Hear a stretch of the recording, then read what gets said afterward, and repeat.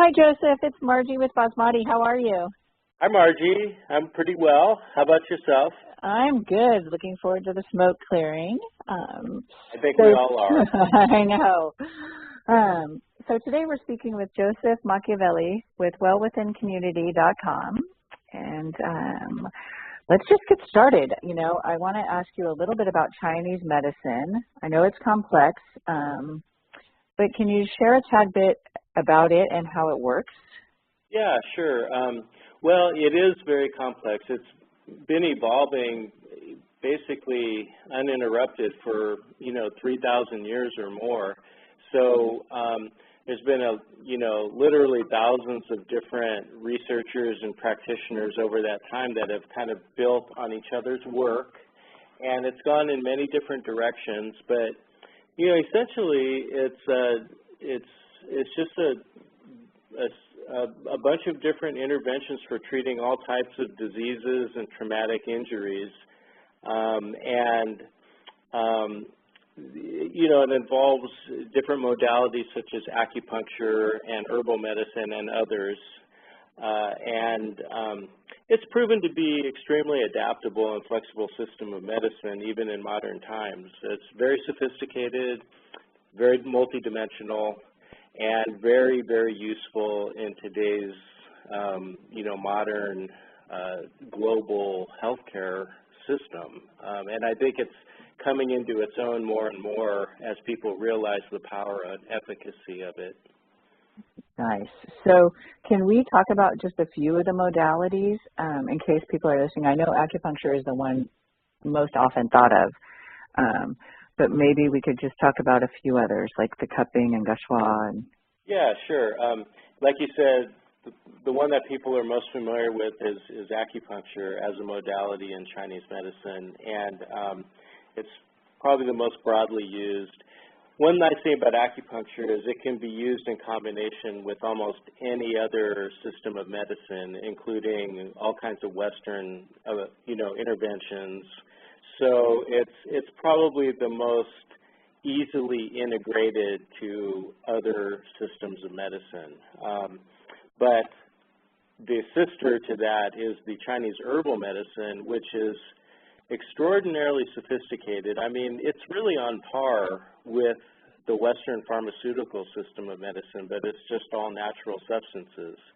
And it can treat a full spectrum of health concerns and without the side effects that are so often associated with the Western medicine. And I think people are starting to catch on to that as well, and I think it's going to be a big improvement in people's quality of life as that becomes more prevalent and kind of in lieu of some of the pharmaceutical interventions. And then there's some additional modalities that are used for specific things, such as you mentioned, gua sha and cupping. And those are like a type of physical medicine used in a lot of times in sports injuries or traumatic injuries.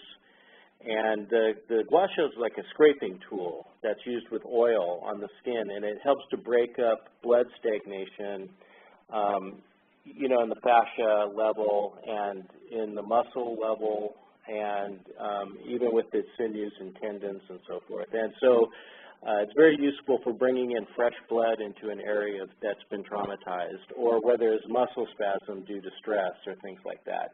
And cupping is similar. You've probably seen those circles on the sports figures' backs, the big Yeah, so that's a cupping therapy that brings blood to the surface so that fresh blood can come in and heal an area of trauma.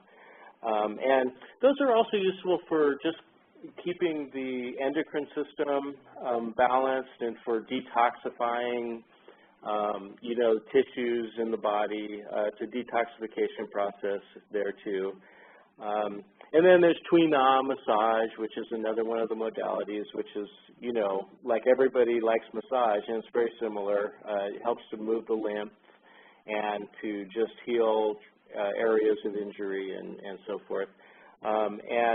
And then there's a whole system of dietetic medicine. They call it Chinese dietetics, and it's basically using food as medicine, which I think is the best medicine. I think if people can figure out how to eat well and live a balanced lifestyle, that is the key to health for everybody. And hopefully, you know, people won't need interventions if they're conscientious about that.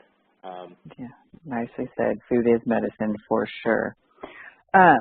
Can we go a little bit into Qi, and if you don't mind, and why it's important and what it is? Yeah, absolutely. So I think I'll start that discussion with the discussion of something called Qigong, which is Qi practice. And that's actually another branch of Chinese medicine. And Qigong is very similar to like yoga in East Indian Ayurvedic practices, but it's more from a Chinese tradition. And it involves various types of movements and ways of breathing to build energy in the body or to create energy flow in the body. And a lot of people believe that the Qigong, people that mastered these Qigong practices early on in China are actually the ones that originated all the other branches of Chinese medicine. They became very self-aware of how energy was working in their body. They were able to map it out, map out the meridian systems, and start to figure out what kind of influences they could have on that through acupuncture needles or herbal medicine. And I think that that's kind of how the system, the whole system of Chinese medicine maybe originated. And so Qi is a lot of things. Qi, in Chinese philosophy, Qi is everywhere. It's in everything. It has all these different unique qualities depending on what type of Qi you're talking about. And even in the human body, there's, you know, a dozen types of Qi or more that they talk about. But the one that's most commonly talked about is the Qi that flows in the meridians in the body, which are the energy lines that go throughout the body. And that's called meridian Qi. They also call it Yuan Qi, or original Qi. And it's just really Qi can be thought of as just like the biomagnetic subtle energy that emanates as a result of underlying, you know, biological and biochemical processes in the body when you're talking about it related to the human body. And so it's just really these very subtle electromagnetic fields and flows in the body that are just kind of a result of underlying processes. I think that's an easy way to think about it. That is a super easy way of thinking about it. And I want to thank you for sharing that. I know that, you know, in some, the Qi, you can feel the Qi moving through your body, and I've worked with you and with the community acupuncture, which I'd like to get into. But it's really interesting when I've watched you work with children, and they can actually, the way that they articulate the Qi moving through their body is so fascinating because they don't have an attachment to what is happening, right? So they're just sharing as this is going on. You know, I'm thinking of someone that you were working with, and as they felt it, her little eyes is like, oh, I can feel that going through my hands, right? As she felt the movement coming after her acupuncture treatment. So it was really beautiful. And that brings me into the community acupuncture and what that's like. I know that I've shared the experience with you multiple times, and it's really fabulous to watch and how everything's working together and everyone's coming together in this group area and just open to this healing. So tell me a little bit about how and why you're so attracted to community acupuncture. Well, I'll tell you, this community that I've hooked into with you has been especially wonderful because the people really are showing up with an openness and a readiness to make shifts. And I think that's the key to any healing process. And when a community comes together with that intention, it creates a whole nother powerful way to support the healing processes. And so that's what I like about it. It's like getting, you know, an assist, because there's the group energy that's work. And so as a Qigong practitioner, I can also work with that group energy, and I can kind of focus it in ways that can be helpful for individuals coming in for all different types of healing. Yes.